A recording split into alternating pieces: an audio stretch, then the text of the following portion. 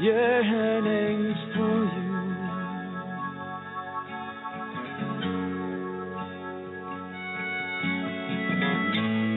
In the homeless shelter, down the courtroom stairs, in the streets of evening where justice kneels for prayer.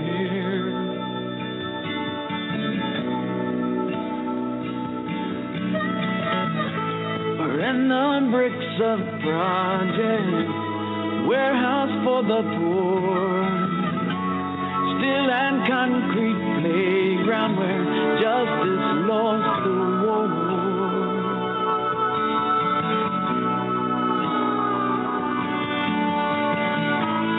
It's no secret who we are.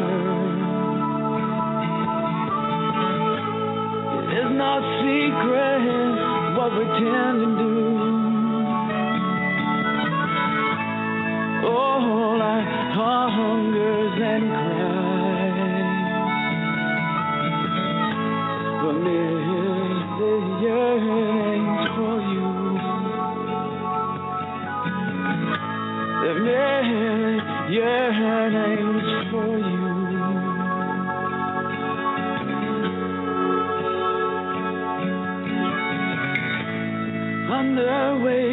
Rendre l'âme à 120 ans, et comme il est écrit que le nombre de jours de l'homme seront de 120 ans, et Moïse exactement, dans Deutéronome 34, verset 7, on dit, Moïse était âgé de 120 ans lorsqu'il mourut. Son regard n'était ni terni, et sa figure n'était point épuisée.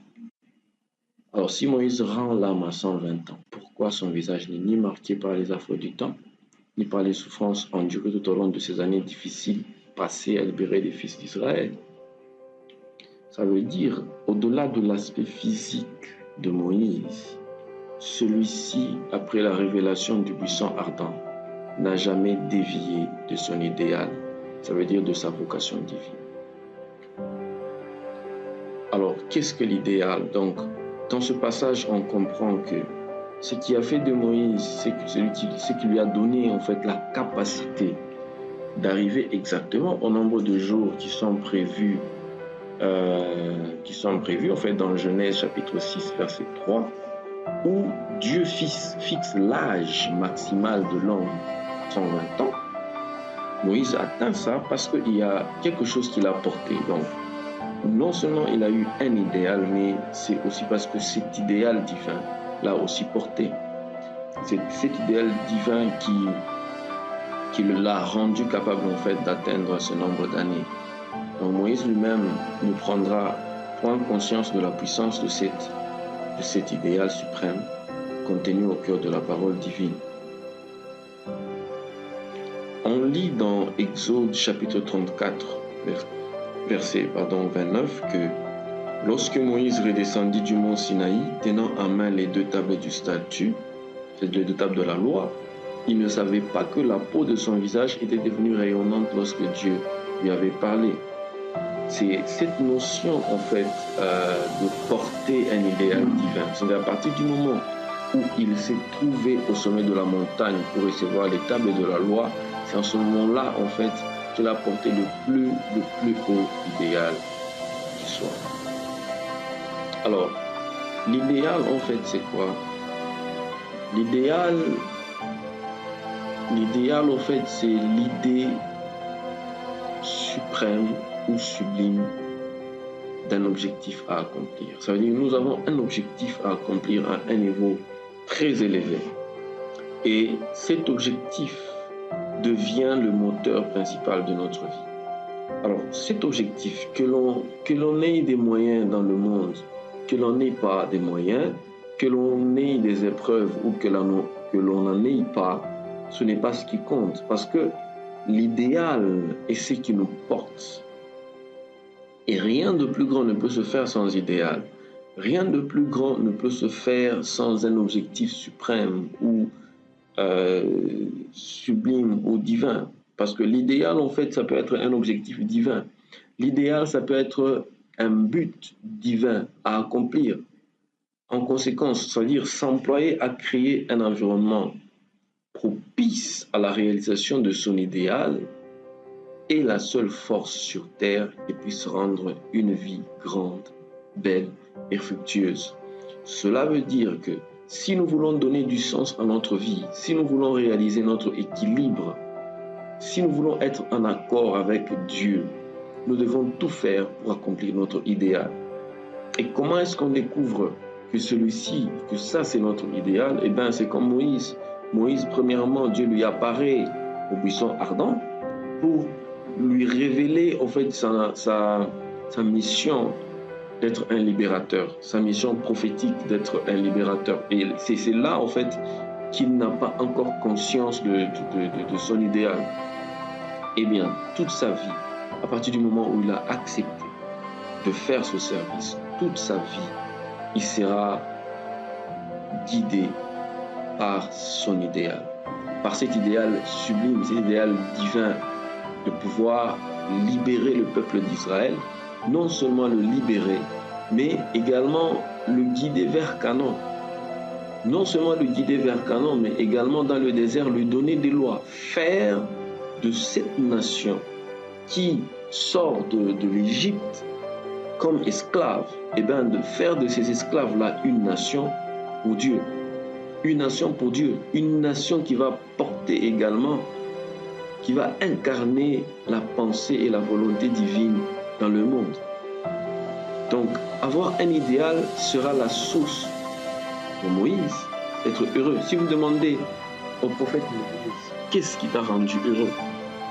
Si on lui avait posé la question, qu'est-ce qui t'a rendu heureux ou qu'est-ce qui te rend heureux? Je reste persuadé que Moïse dirait, ce n'est pas le fait d'avoir la capacité d'accomplir des miracles, ce n'est pas le fait d'avoir la capacité de ressusciter ou de rendre la mer en sang, ce n'est pas la capacité qu'il avait de converser avec Dieu, ce n'est pas la capacité qu'il avait en fait d'établir des lois, ce n'est ni même avoir de l'argent, avoir des richesses ou être influent. Ce qui faisait la gloire et la force de Moïse, c'est tout simplement parce qu'il portait, il incarnait un idéal. C'est ça qui a rendu Moïse heureux. Et c'est pour cela qu'il a vécu. Moïse, on le voit dans toute sa vie, il est solitaire, il est seul. Et toute sa vie, il va passer, comme vous le savez, la première partie de sa vie avant de recevoir son appel, il les passe 40 ans dans le désert où il est en train de perdre le troupeau. Un homme passé 40 ans dans le désert, dans la solitude, si cette solitude n'a pas Dieu pour moteur, alors cette solitude ne sert à rien. Mais Moïse sentait que dans la solitude dans laquelle il était, il y avait quelque chose. Il y avait un moteur, il y avait une destinée, quoique il ne savait pas laquelle. Mais le jour où il a reçu la vision du buisson ardent, le jour où il a reçu la révélation en fait de sa mission ou de son ministère, c'est en ce moment-là qu'il commence à comprendre et à réaliser qu'au fond, même la solitude dans laquelle il était servait à quelque chose, à un but. C'est de un. De deux, lorsqu'il a la révélation de cet idéal, il va maintenant vers Pharaon. Il va libérer le peuple. Il croit tellement en son idéal que, espérant contre toute espérance, il va libérer les enfants d'Israël. Et les enfants d'Israël, Moïse va les porter comme une mère porte les enfants. Il va les porter en lui. Il va les porter dans son esprit. Il va les porter dans son cœur au point que il a demandé à Dieu si ce n'est pas possible qu'il fasse avancer ce peuple-là. Moïse était prêt que Dieu puisse enlever son nom du livre de vie. Vous comprenez? Ça veut dire que Moïse portait cet idéal au point où il était capable de demander à Dieu d'être rayé du livre de vie. C'est cela, en fait, qui a alimenté toute la vie de Moïse. Et Moïse est allé passer 40 jours sur le mont Sinaï pour recevoir la Torah, qui est la loi. Et il croit tellement dans son idéal que Moïse n'a pas le temps, je peux dire, pour la vie normale. Il a une famille, il a des enfants, mais ce n'est pas ça qui alimente sa vie. Sa vie est alimentée par un moteur qui est d'un autre niveau, un moteur qui est d'une autre sphère. C'est ça qu'on appelle l'idéal et c'est ça qui fait de lui un prophète extraordinaire. Parce que c'est justement ça qui permet à Moïse d'aller jusqu'au bout, au-delà des épreuves. Ça veut dire quoi? Lorsque vous avez un idéal, cet idéal vous permet d'aller jusqu'au bout. Vous ne voyez plus les problèmes. Et dans l'histoire, nous avons vu beaucoup de gens avec un idéal qui ont pu réaliser des choses. Martin Luther King, le junior, qui, lors de l'apartheid ou lors du racisme en Amérique, on a vu ce qu'il a fait. Et justement, il se base sur l'idée de Moïse. Il se base sur l'Exode en disant je suis arrivé sur le sommet de la montagne et je vois la terre promise, mais je n'y entrerai pas. Mais toute sa vie, il a cru tellement à un idéal, il a eu un moteur qui dirigeait sa vie et qui faisait de sa vie, en fait, sa vie n'avait pas le poids ordinaire, le poids quotidien de la vie. Sa vie, ce n'était pas dans le manger, le boire et vivre normalement comme tout le monde. Mais il avait un idéal, il incarnait des valeurs supérieures qui faisaient qu'il pouvait mourir, en fait, pour ce qu'il portait en lui comme idéal. Et son idéal, c'était justement que l'Amérique, que le rêve américain qui consiste en la liberté, la fraternité et en l'égalité puisse devenir réalité, puisse devenir vrai, et il était prêt à mourir pour ça. Donc, nous retenons de ça que parfois il peut être difficile de mourir pour sa vie, parfois il peut être difficile de mourir pour la nourriture, de mourir pour son boulot, de mourir parfois pour sa famille, mais lorsqu'on possède un idéal, on est prêt à mourir pour son idéal. Lorsque vous trouverez votre idéal, vous serez prêt à mourir pour ça. Et parce que votre idéal sera la source de vivre heureux, la source qui vous permettra, le moteur qui vous permettra de vivre heureux. Parce que Martin Luther King, ou pas seulement Moïse, mais on voit même Jésus. L'idéal de Jésus, c'était quoi? C'est de mourir pour le monde. Jésus ne s'est pas marié même à cause de ça. Jésus n'a jamais pensé à avoir une entreprise, par exemple, ou avoir des enfants, par exemple, avoir une femme, par exemple, ou s'occuper à autre chose, par exemple. Ou voilà, donc il n'a jamais, ce sont des questions qui n'ont jamais effleuré son esprit. Pas que ces choses en soi soient mauvaises, mais parce que tout simplement, lorsqu'on a un idéal, cet idéal nous absorbe. Il était focalisé sur son idéal et il devait l'accomplir qu'il ne pouvait pas accomplir autre chose. Donc parfois votre idéal, quand vous avez une vie d'idéal, cette vie va vous absorber. Il y a des gens qui n'ont pas de vie d'idéal, c'est normal parce qu'ils ne sont absorbés par rien. Peut-être qu'ils sont absorbés par la nourriture, par le succès, par l'habillement, par les vêtements, par l'apparence, par toutes ces choses-là tout autour, mais pas par un idéal d'un autre niveau, c'est-à-dire un niveau supérieur. Alors, il y a des idéaux qui sont matériels, mais moi je ne parle pas d'idéaux ici qui sont matériels, qui sont tout à fait d'ordre physique ou d'ordre de l'apparence, mais je parle de l'idéal, ça veut dire de ce qui nous permet de modifier notre réalité et qui contribue à nous dépasser pour un changement, pour un fabuleux changement, pour un rêve, pour l'avènement d'une autre époque, pour l'avènement d'un règne. Ça, c'est un idéal. Alors, si nous sommes concentrés sur cet idéal, nous devons tout mettre en œuvre, notre cœur, nos mains, notre cerveau, avoir confiance en soi, sans faille, avec la résolution constante et une patience à toute épreuve. Et c'est ça que Moïse a fait. C'est ça que Moïse a fait. C'est ça que Moïse a réalisé. Et nous voyons la dernière des choses maintenant ici, c'est que quand Moïse a porté cet idéal, finalement il le transmet aux enfants d'Israël aussi. Parce que, puisque lui était élevé par son idéal, dans Nombre 7, verset 9, on nous dit, quant aux enfants de Kehat chargés du service des objets sacrés, ils devaient les porter sur leur épaule. Donc, ce qui m'intéresse ici, c'est le verbe porter sur l'épaule. Au fond, la traduction communément admise ne convient pas si l'on se rapporte au sens, à la structure grammaticale du verbe. Parce que ici, le verbe porter, conjugué en fait à la forme passive, au pluriel, ça signifie ils seront portés. C'est vraiment au futur. En d'autres termes, ça veut dire ce sont point les fils de Kehat qui soulèvent l'arche de l'alliance, mais c'est l'arche de l'alliance renfermant les 10 paroles qui les portent, en fait, qui les élèvent. Alors, une nouvelle lecture de ce verset, ça veut dire quant aux enfants de Kehat chargés de porter sur l'épaule les objets de culte, ils étaient élevés, ils étaient soulevés. Qu'est-ce que cela veut dire? L'arche de l'alliance représente, c'est l'image d'un idéal, c'est l'image de quelque chose de sacré, c'est quelque chose pour laquelle nous sommes prêts à sacrifier notre vie, à mourir, à donner notre force, notre énergie. Nous sommes prêts à consacrer énormément de choses pour ça. Et c'est pourquoi c'est un idéal.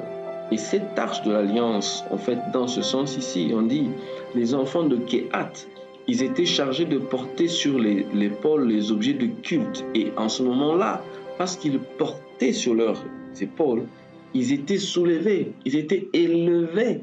Donc l'arche, l'idéal qu'ils portent, finalement l'idéal les porte. Finalement, c'est ton idéal qui t'élève. C'est ton idéal qui te soulève. C'est ton idéal qui te permet de monter. Donc le verbe porter ici est synonyme d'être soulevé. Il n'y a d'élévation au fond que dans l'idéal. Et la véritable chose qui nous élève, c'est vraiment l'idéal. Et c'est pourquoi les enfants d'Israël vont rester sur la terre promise et qui seront portés par l'idéal suprême d'être un royaume de prêtres et une nation sainte. Et Moïse le rappelle au crépuscule de sa vie à travers un chant que ce sont les grandes idées, les idéaux et les causes nobles qui, en grandissant les hommes, l'emportent sur la mort. Ça veut dire, lorsque votre idéal en vous grandit tellement, lorsque vous avez des grandes idées, vous avez des idéaux et des causes nobles, lorsque ces choses vous grandissent, elles l'emportent généralement sur la mort. En d'autres termes, vous n'avez pas peur de mourir, vous n'avez pas peur de vous sacrifier, vous n'avez pas peur de donner de votre vie. Donc tant que l'idéal ne vous porte pas, vous ne pouvez pas mourir. Vous aurez peur de la mort, vous aurez peur des problèmes et des difficultés, vous allez vous cramponner soit à des structures, soit à des individus, à une famille, vous allez vous cramponner. Mais vous ne serez pas à mesure de triompher de tous ces éléments de la terre pour affronter même les flammes de la mort. Ça veut dire que nous avons le devoir de vivre une vie d'idéal, au détriment souvent d'une vie idéale. Parce que la vie idéale, c'est ce que nous projetons. Mais une vie d'idéal, la vie d'idéal, c'est quoi? La vie d'idéal, c'est ce que nous voulons en fait, avoir des maisons, avoir des véhicules, être connus, et ainsi de suite. Ça, c'est une vie, c'est la vie idéale. Mais une vie d'idéal, c'est une vie vraiment qui ne s'attache peut-être pas aux valeurs de ce monde. C'est une vie qui nous permet parfois de sacrifier des éléments de ce monde et de survivre même au-delà de la mort. J'espère que au travers de ce partage, vous avez compris l'élément qui consiste à vivre une vie d'idéal. Alors le grand prophète Moïse a expérimenté, toute sa vie a été portée par un idéal. Et toute sa vie, ce qu'il a accompli, ce qu'il a fait, était porté par un idéal. Et cet idéal, c'était quoi? Sortir le peuple d'Israël, les amener dans le désert, leur donner des lois et les faire entrer dans Canaan, et engendrer par ce travail-là un peuple pour Dieu. Alors, quand on a un idéal, on peut faire des choses comme Moïse. Quand on a un idéal, voilà pourquoi Moïse n'a pas peur de la mort. Dieu lui dit, va et meurs. Va sous la montagne et meurs. Il n'a pas peur de la mort. On ne voit pas que Moïse regrette le fait qu'il meure. Mais ce qui fait regretter à Moïse, c'est le fait qu'il n'entrera pas à Canaan. Ce n'est pas le fait qu'il meure, vous voyez. C'est pas tant le fait de mourir qui inquiète Moïse, mais c'est tant le fait de rater d'entrer dans Canaan. Mais il n'avait pas peur de la mort parce que l'idéal, en fait, l'emportait. L'idéal l'emportait.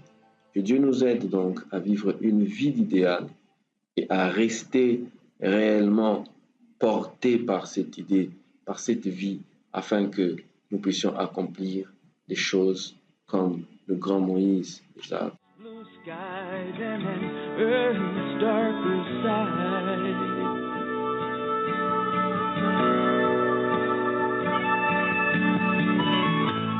Another day forsakes me and spills out from my veins. Leaves me looking skyward, my lifted hands in chill.